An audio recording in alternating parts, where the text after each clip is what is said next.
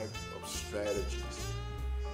Send spies in to watch the enemy, and these kinds of things was able to move Sun Tzu forward, and he becomes this general.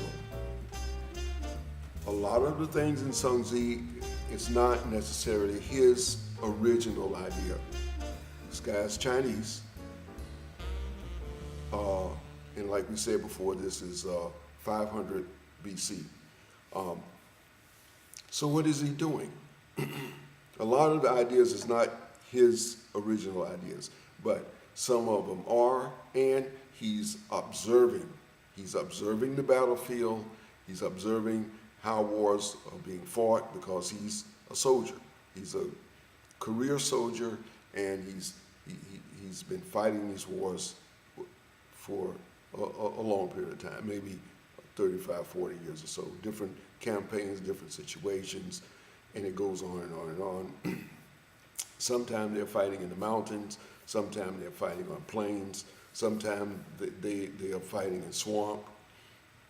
They cross rivers and swamps and marsh and just all kinds of things. But he's learning through trial and error and observation strategies. And so in West Point, Sun Tzu is required reading at West Point.